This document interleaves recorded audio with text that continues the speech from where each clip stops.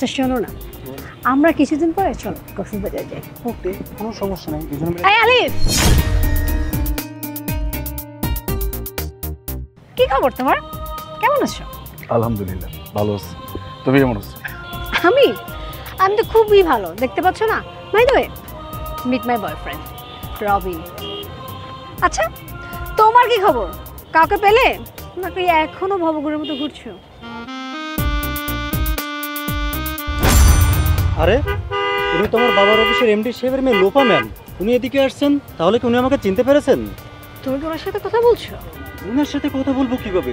উনি ধনির দুলালি, অনেক টাকা ওনার। আসলে সেদিন আব্বুর সাথে অফিসে গিয়েছিলাম, তখন ওনাকে ওনার বাবার সাথে দেখেছিলাম। উনি ওনার বাবার সাথে ছিল সেদিন। তুমি এইখানে? আমি তোমাকে খুঁজে বেড়াচ্ছি।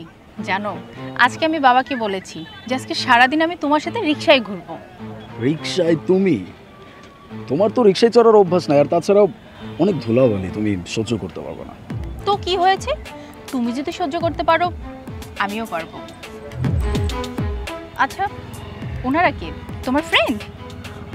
হ্যাঁ, ওই যে রিয়া নামের একটা মেয়ের কথা বলছিলাম না তোমাকে? ও হ্যাঁ, ওই মেয়েটা রিয়া। আপনি রিয়া? হ্যাঁ, কিন্তু আপনি ওর সাথে ঘুরবেন, তাও আবার রিক্সায়? কিন্তু কেন? আসসালামু আলাইকুম ম্যাম, আমি রবিন। আমার বাবা আপনাদের অফিসের ম্যানেজার। কি যেন বললেন আপনি? ওর মতো একটা মানুষের সাথে আমি রিক্সায় কেন ঘুরবো?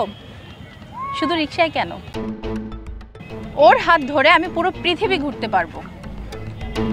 আলহামদুলিল্লাহ, আল্লাহ আমাদেরকে যা দিয়েছে অনেক দিয়েছে। টাকা পয়সা, বাড়ি গাড়ি সব কিছুই আমাদের আছে। কোন জিনিসটা নাই জানেন? লোভ জিনিসটা। আরেকটা কথা আপনাকে জানানো খুবই দরকার, এই মানুষটা কিন্তু আমাকে প্রপোজ করেনি, আমি করেছি। আমার বাবা আর আমি এই মানুষটাকে রাজি করাতে পুরো হিমশিম খেয়ে গিয়েছিলাম। আজকে দেখুন সেই মানুষটা আমার পাশে। রিয়া, একটা মানুষকে ভালোবাসতে গেলে নিজেকে আপডেট করতে হয় না, শুধুমাত্র একটা ভালো মন থাকলেই যথেষ্ট। আচ্ছা ভাইয়া, আপনি বলেন তো, প্রেম করতে গেলে কি দামি হোটেলে নিয়ে খাওয়াতে হয়, দামি দামি গিফট করতে হয়? প্রত্যেকটা বয়ফ্রেন্ড কি তার গার্লফ্রেন্ডকে আইফোন গিফট করে? তুমি এসব কি বলছো?